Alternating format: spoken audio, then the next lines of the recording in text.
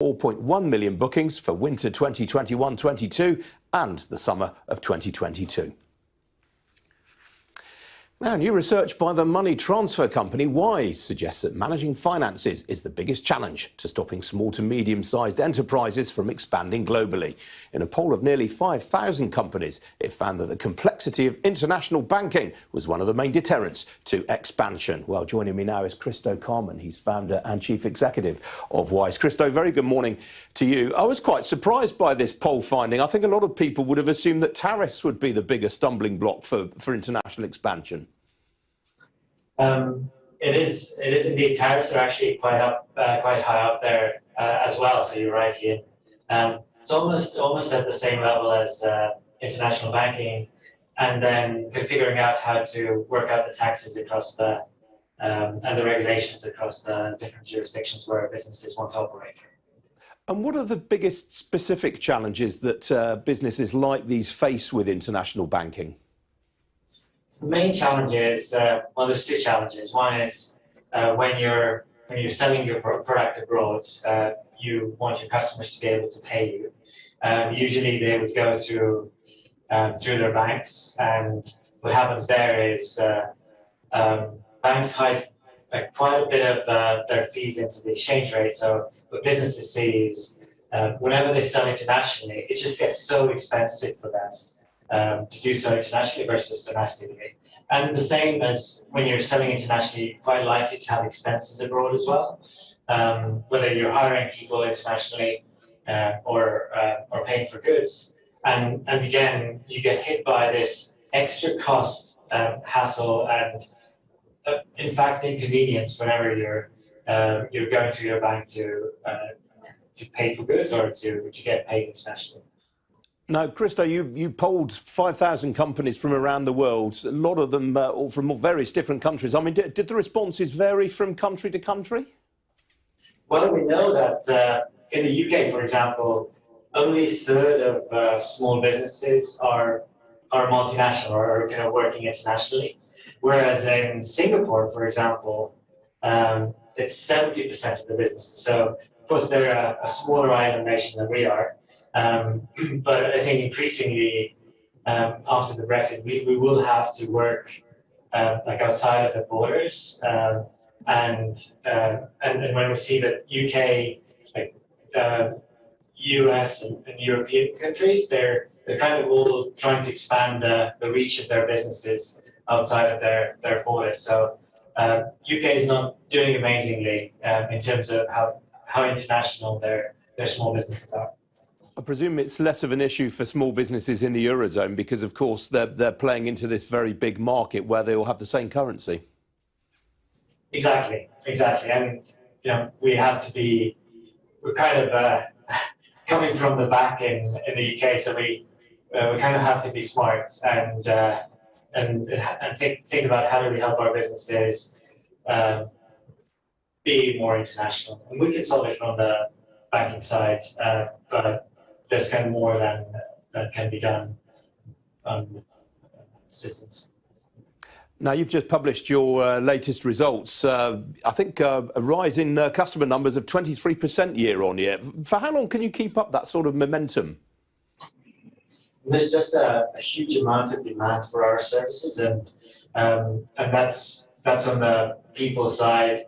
But actually, our business customers were growing even faster, 44% year on year, and that's globally. So I think especially small businesses are feeling the pain that on one hand, especially through Brexit, through pandemic, you kind of need to be international to grow your business, and at the same time you kind of run into these roadblocks. So you're looking for ways around how your bank wants to screw you, or the other limitations that kind of life puts on the way, and many of them arrive with us.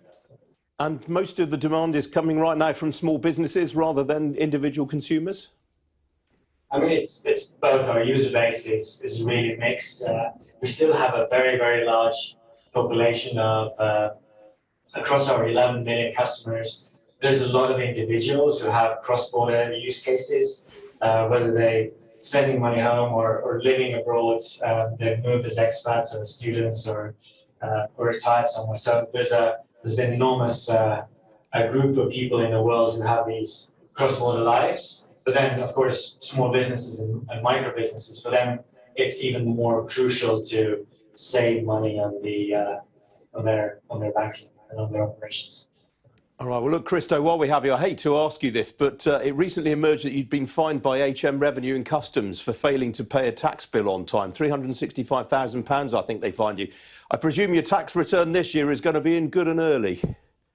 It's going to be good, early and precise. All right, Christo Carmen, good to talk to you. Thanks for joining me. Thank you very much, Ian.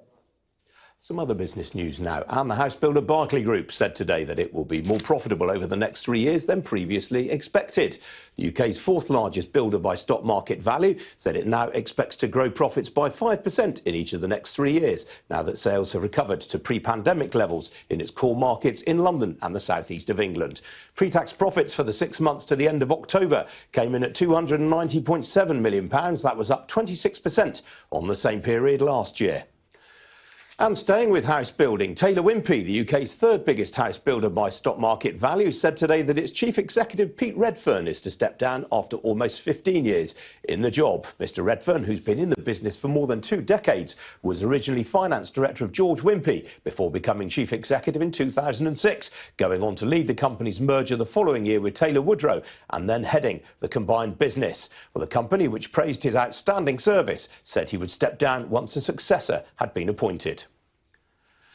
And Spirit Energy, Europe's largest independent oil and gas exploration and production company, is selling its Norwegian operations for £800 million. The buyer is Sval Energy of Norway. Well, Spirit was formed 4 years ago when Centrica, the owner of British Gas, pooled its European oil and gas exploration and production assets with those of the German-owned Bayerngas Norge. Well, Centrica, which owns 69% of Spirit Energy, said the business would now be put into run-off and that it would not be exploring for new hydrocarbon reserves. Well, still to come here on Inking Live. We'll be looking at how global markets are doing this Wednesday morning. Don't go away.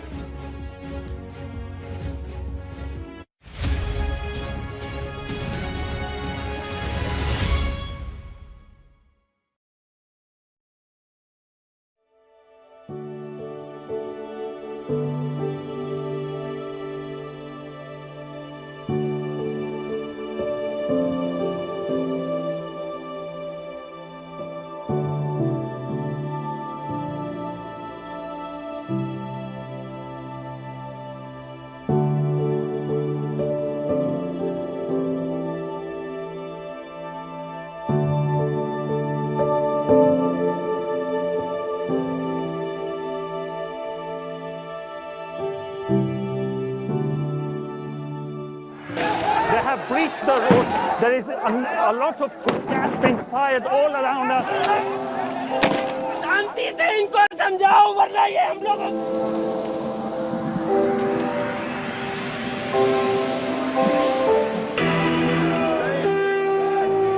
It is an absolute carnival kind of atmosphere out here for Prime Minister Modi's decisive victory.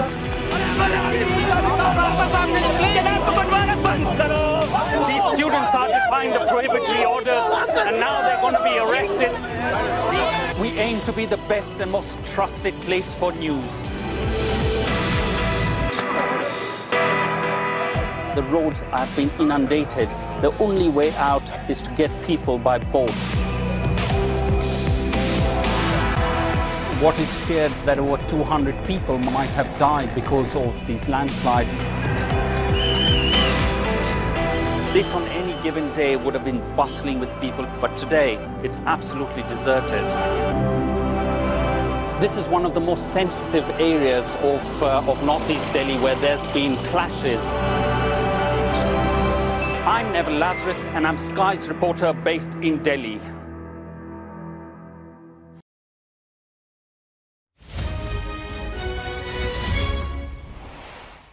Well, comments from President Biden's chief medical advisor, Dr. Anthony Fauci, that the Omicron variant of coronavirus does not carry a great degree of severity, sparked strong gains on Wall Street last night and resulted in gains for equities in the Asia-Pacific region overnight. Well, Hong Kong was more or less unchanged, but Tokyo, Shanghai, Mumbai and Sydney all finished up by more than 1% each. Well, European stock markets have traded, well, they were trading mainly to the upside, the opening a couple of hours ago or so. But as you can see, in the last half hour or so, they've all slipped into negative territory there, albeit not by a great deal. A bit of profit taking going on there, I suspect. We've had several good days of gains. Well, there's been a big deal involving two of Europe's best-known consumer goods companies this morning. Nestlé is selling a 3.1% stake in L'Oréal, worth 8.9 billion euros, back to the company. Well, L'Oréal shares in Paris are ahead by 1.5%. Nestlé shares in Zurich trading 2% to the good right now. Well, here in London, the FTSE 100 is in positive territory, currently some 25 points up. That's a third of 1% high and a pretty broad-based rally. The leading blue chip gainer, I mentioned them a moment or two ago, Barclays Group. That's on that trading update there. The shares are ahead by 4.5%. All of the other major house builders are up in sympathy with them. Outside the FTSE, the fund manager Man Group, well, its shares, as you can see, are up by nearly 5.75%. That's on news of a new share buyback plan, while the bus and coach operator Stagecoach, its shares are currently ahead by some 2.75% on its half-year results. Meanwhile, the medical services group Clinigen, its shares are ahead by some 10%. That's after it agreed to a £1.2 billion takeover by the private equity firm Triton. On foreign exchange markets, well, it's pretty drifty, to be honest. We've got big policy decisions next week from the Bank of England, the US Federal Reserve and the European Central Bank. Sterling more or less unchanged against the dollar. It's down by about 1/6% right now against the euro. As for the oil price, well, that's slightly ahead. It's had a couple of gains, two solid days of gains there. And as you can see, it's carried on the momentum. Currently, a barrel of Brent crude will cost you $75.90 a barrel. That is up a little under 2/3%. Well, joining me now is the Associate Investment Director at Killick & Co, Rachel Winter. Rachel, very good morning to you. Let's start with Barclays Group. I mean, a very, very encouraging set of results and a very encouraging outlook statement. Yeah, great results. So profits up 26% in the 6 months to the end of October. We know that house prices have come up a lot this year, so that's clearly benefited this company.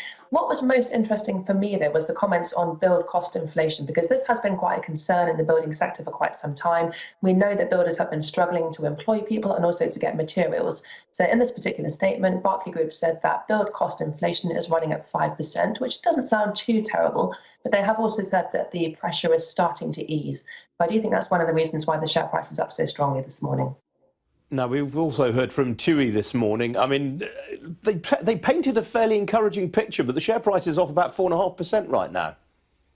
Yeah, you've got to feel sorry for TUI. It's just been such a difficult 2 years for them. I think the main reason the shares are off is that they have seen quite a drop in bookings because of fears over this new variant. And that's actually fed across to cause weakness in other areas of the travel sector this morning. So we have seen shares in airline companies down this morning as well. So I think uncertainty over the future outlook is definitely overweighing on the shares. And for TUI as well, the debt level is currently at about €5 billion. So I think that really is causing some concern for investors at the moment.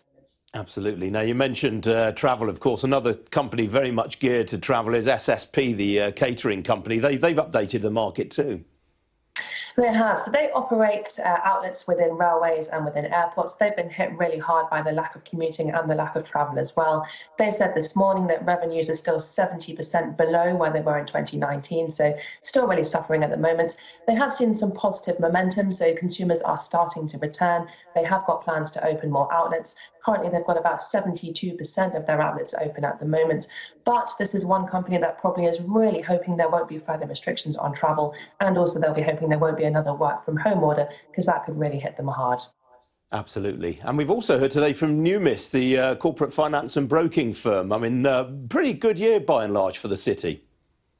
Yeah, great year, and yet the shares are down this morning. So for Numis, they said today that they've had their second consecutive year of record revenues. They've raised their dividend, they've announced a share buyback, and yet the shares are down this morning. And I think that's probably because they've admitted that it has been a really strong year for IPOs and for capital raises in London over the course of the last year. That's been great news for Numis, but there were a couple of comments in their update this morning that suggested perhaps that level of activity might die down a bit. So that could potentially put a little bit of downward pressure on their results going forward. Which is quite interesting, Rachel, isn't it, that they're saying this, given that we're actually expecting economic growth to be pretty strong next year. The fact that someone like Numis doesn't expect as many IPOs and perhaps a little sort of slowdown in activity, it's almost counterintuitive to that. A little bit perhaps, but I think because the last year has been so strong, so many new companies have listed on the stock exchange, so many companies have raised money. Perhaps a lot of companies did that this year instead of doing it next year. So perhaps some of that business has been pulled forward. So that could mean next year is a bit quieter. And Numis did also mention the Omicron variant. They did say that perhaps investors are expecting a more volatile year, and potentially that could put a few people off from listing or from raising capital unless absolutely necessary. All right, Rachel, got to leave it there. Good to talk to you as ever. Thanks for joining me today. Thank you. Well, still to come here on Ian King Live. Hostility against customer-facing staff is getting worse as Christmas approaches, according to new research. I'll be discussing that after this short break. Don't go away.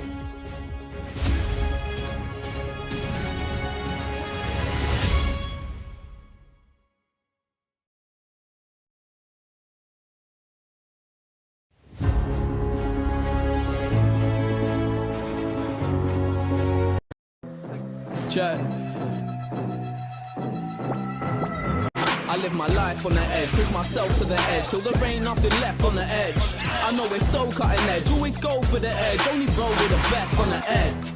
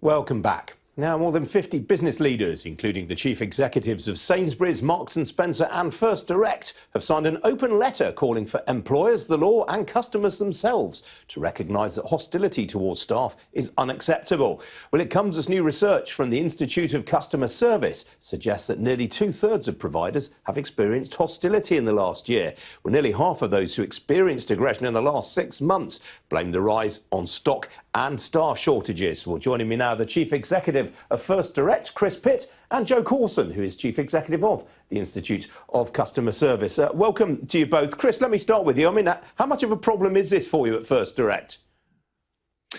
It's a problem so much so that I was very supportive of this campaign. I mean, our customers, the vast majority of them are great and our people love dealing with them. But sometimes that spills over into unacceptable behaviours. And we've seen an uptick in that as a function of the pandemic and the post-pandemic world. What do you define as unacceptable behaviour here? People swearing at people in the call centres? Well, I think anything that is perceived to be abusive, really. The mantra that I would align to is you do unto others, you would do unto yourself, really. And it's swearing. I've listened and heard racist abuse of some of our people, and it's controlling behaviours as well. So it's just not acceptable that anybody should come to work and feel as though they're going to be abused or put in an uncomfortable situation when they come to work to do a brilliant job for their customer. And what do you think causes this sort of behaviour? Well, I think there's frustration sometimes, people not getting what they want or what they think they should have, and people not getting things done as quickly as they possibly can. I mean, some examples would be it's important that we make sure that we maintain the security of our customers' accounts, and sometimes our customers can't remember some of their security details, and that makes them irate. And there's an example of a customer in that situation who rang up over the course of the next couple of hours after they couldn't get through on security 150 times, abusing our team, and that is just not acceptable. Crikey, yeah. I think I've been tempted to tell them to get a life under those circumstances. I mean, Joe, you want the law changed. What specifically do you want to see happen?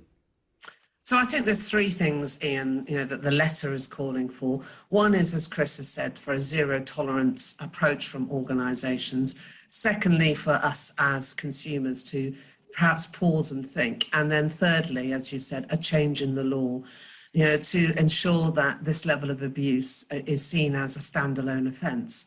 Now, you will be aware that last week, and it was good to see that there was a tabled amendment to the sentencing bill that actually goes some way in this to make it an aggravated offence, anybody that is actually in a public-facing role. And, we welcome that, because what we're seeing this as a deterrent. We don't want to see more people behind bars, but we do want this to be taken very seriously. And it sends a very clear message by doing that.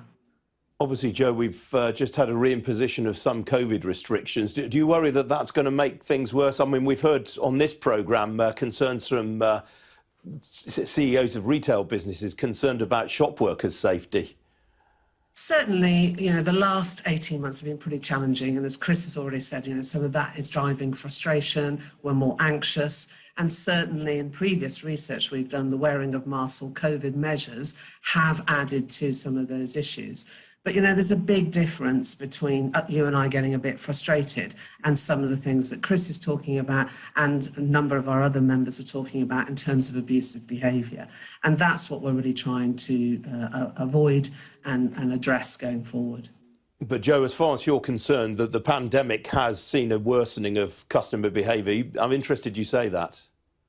Yes, particularly in the last few months. What we have seen, our own research will say that 40% of those that have experienced abuse have felt that that's been more aggressive. So I think this issue probably was with us prior to COVID, but it has become more exacerbated because of COVID, definitely. Chris, has this had an impact on your staff retention levels? It's a very good question, and kind of implicitly it would suggest that the pressures within the employment field as it stands means that we have had that kind of innate pressure within our organisation. So the answer to that, I think, is yes. I think that the key thing, and I know that Joe's alluded to this in her research, is that we as employers and other business leaders must make sure that we support our staff as best they can. And when we give 6 weeks of training to all new joiners to FD, and as part of the pandemic, as well as getting everybody home and safe physically, is we've introduced 50 mental health first aiders to actually support people. I'm actually trained up to be one as well, because I think it's really important that we understand the impact that this pressurized situation and potential abuse has on our people, and that we support them. I mean, Joe, you're nodding in agreement there. I mean, there are plenty of examples of enlightened employers like Chris who are providing training for their employees on this front. Completely. I mean, going back to the letter, the fact that we've had the number of CEOs actually sign that letter, and over 70 organisations standing up to that gives evidence of that. But it is interesting, the point around, are people leaving their jobs or are they more sick? Again, in this research, we have seen that about 20% of people in customer-facing roles are thinking about whether they would continue in that role. And that is across a whole range of industry sectors. So the impact of this could be pretty large on the economy and on us as consumers. If we haven't got the staff to actually deliver and service us properly, then that's going to increase the issue or the problem that we're facing into. That's a stunning figure, 23%. 20%, yeah. 20%. I mean, what would you advise an employer who isn't running a scheme to support their employees right now? How do they go about setting something up like that? Okay, so I think it's a really good question. I think there's a number of things. Firstly, to put in very clear training and guidelines and ensure that you're having regular conversations with your staff to make sure that they feel that they can report it and it's easy to report. And then secondly, from the very senior levels, I mean, Chris has talked about, championing as first response across all levels of the organisation. So talk about this and encourage employees to report on it, because we do know that people don't report on it because they don't think something will happen. So put in place a really clear guidelines as to how you can escalate this, who you can report it to, and then frankly to pick that up and act on it. What we have seen in really strong organisations is the CEO and senior staff actually reading all levels, all cases of these abuse. And that's really important because that encourages people inside the organisation to feel that they're being listened to. So, talk about it and make sure you take some action on it, as well as training and developing people to make sure it doesn't escalate as well. Well, Chris, before I let you go, I mean, we've got a Bank of England interest rate decision next week. If in the unlikely event that they do move on rates next week, presumably that would result in a big sort of increase in inbound inquiries for you. Yes, I mean, any major change, I mean, even when the interest rates was being discussed and reflected, we saw increased engagement both into our call centre, but also, I mean, we're clearly a very digitally engaged business. 98% of our transactions digital, so lots and lots of inquiries around that because people want to be able to plan, and we've seen that as part of the pandemic. Is people want to be able to plan to understand how they're going to manage their future. All right, Chris Pitt, Joe Corson, good to talk to you both this morning. Thank you.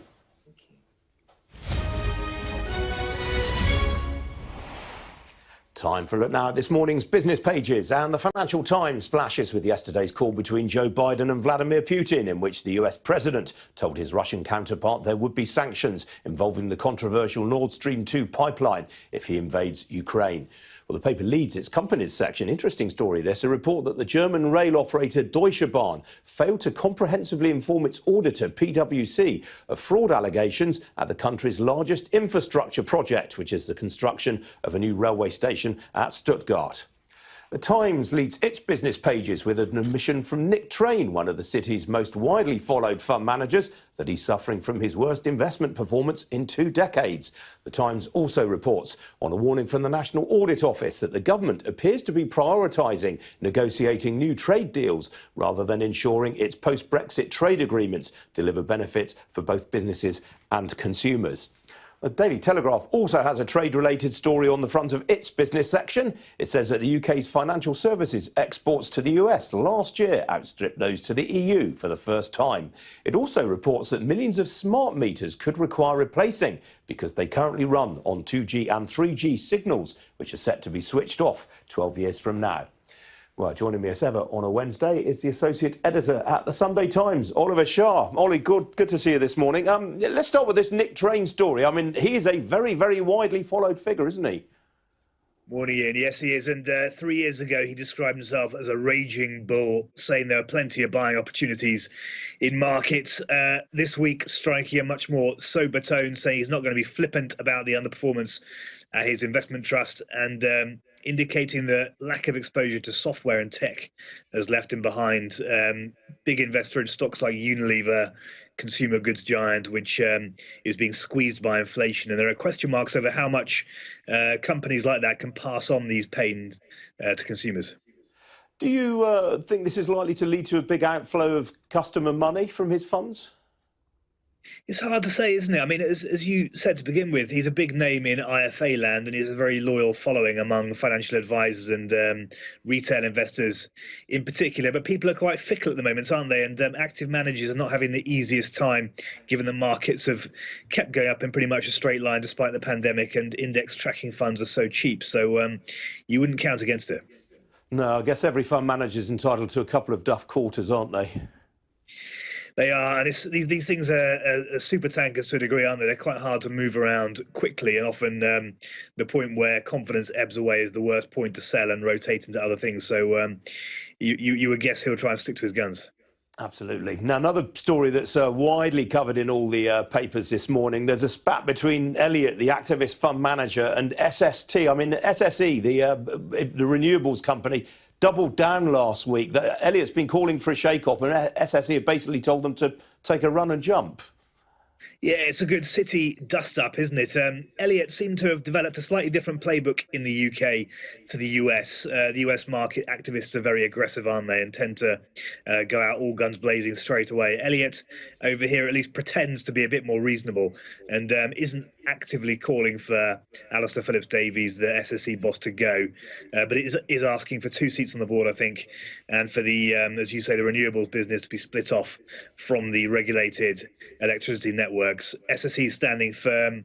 It's got the backing of fund managers like Paul Marshall, the hedge fund tycoon who wrote a letter to the FT recently bemoaning the market's short-termism. So it's going to be a really good case of, will the long-onlys go along with Elliott and welcome tacitly their campaign, or will they actually back the company to try and deliver the current plan? It's a really interesting point you raised there about the fact that companies like Elliott, they have a very different approach in Europe than they do in the United States, where, as you say, they're very aggressive. Why do you think that is? I forget which company it was, but Elliott had a go at a transport group 4 or 5 years ago, which was its first big foray into the UK, and tried that American style of going very aggressive, very hard early on. It kind of blew up in its face. I think the UK market, for long-onlys to get behind activists, they have to at least have the pretense of behaving in a slightly more genteel way to win over the institutions and allow them to go along with these revolts. So it tends to be more about sort of, can you undermine executive teams by putting NEDs on the board, as Elliott did at Lions Trust, the fund manager, where it slowly took the power away from the CEO and the chair. It's a much more strategic, cunning process than in the US, where it's all about sort of shock and awe. Shock and awe. Ollie, always good to see you. Thanks for joining me. Thanks, Ian. Well, one thing's certain, other pandemics will eventually follow COVID. The question is, how can governments and health authorities prepare for them? Well, one artificial intelligence company has come up with an early warning system that it says could allow authorities more time to develop their response. The zoonotic early warning system, developed by the company Amplify, analyses vast amounts of online data to detect potential indicators that a new or re-emerging disease is in its early stages of circulation. Well, joining me now is Ian Jones. He's Chief Innovation Officer and co-founder of Amplify. Ian, morning to you. What sort of things is the system looking out for then? Yeah, hi there. Good morning. So the system essentially uses artificial intelligence to monitor the internet. So what we did was, the UK government, midway through 2020, issued a call for ideas to address the COVID-19 pandemic. And we sort of thought, well, that horse has bolted. It's the next pandemic you need to worry about.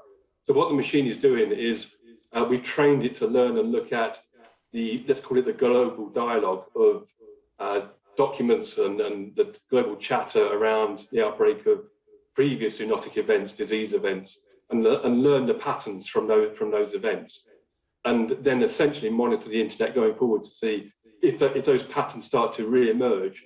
Then we're not forecasting the pandemic, but it raises a warning flag to say you need to be aware, you need to investigate. I'm starting to see history potentially repeating itself. And the key thing is, you're looking at the so-called deep web. You're going further than the traditional search engines like Google and Bing will go into. That's correct. There's essentially 3 layers to the internet. There's a surface web. The surface web is where a standard search engine like Google, Yahoo, Bing, Baidu, etc. will get you to. That's the part of the internet that they've indexed. That's a tiny part of the internet. People estimate about 5% of the internet. There's a much broader, deeper more expansive set of information held in what's called the deep web. And then, of course, there's a further layer which is called the dark web. So we don't go to the dark web, but we enable you to unlock both the surface and the deep web. So we go beyond where the likes of Google will get you to. I mean, there's obviously a lot of conspiracy theory nonsense talked about pandemic on the internet. I mean, how do you filter all of that out of the analysis? Well, the simple answer is we don't. In our line of business in artificial intelligence, you have what's called false positives. Now, you can train and calibrate the machine to eradicate all of those false positives. But if you do that, then you're potentially cutting out and going to miss those weak signals. So you have to understand that, you know, today AI is about inferences, it's about confidence scores, it's about probabilities. And if you refine the machine and limit it too far, then all it's going to report back to you is what you already know. What we're interested in here is finding out the unknown, those unknown signals, those early warning signals into, in this instance, a potential pandemic. And how rapidly can you get information out to virologists when you think you're onto something? Well, what we developed was it was a technical proof of concept over a 5-month period. And I certainly wouldn't claim to be a virologist. My background is business. So we do need to develop the tool further. We need to work with virologists, with governments, with National Health Services, with the International Centres for Disease Control and Prevention, etc. And where we believe we can get the product to is literally a dashboard that would constantly monitor 24/7. Let's call it the global chatter, and look for those signals as learned from the past. And so it would literally real time flag up alerts.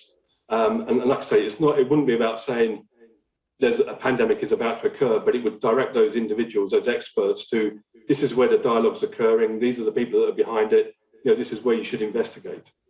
Now, Ian, your business Amplify is often being talked about as the first unicorn to come from Wales, the first $1 billion startup. I mean, you're from Kent, I think, originally. Your business partner's from South Dakota. How did you end up in Wales? It's a long story, but we both used to work in the energy sector for one of the large oil majors, and our paths crossed in 2012. And working together, we essentially just developed the concept for a machine that could literally go to the internet and tell you what's going on, where is it happening, kind of who's driving it, and directionally where are things heading on any topic or subject, to essentially enhance business intelligence and market research. And that was a concept that we formed, and we both left BP back in 2015. And when we looked around where we would locate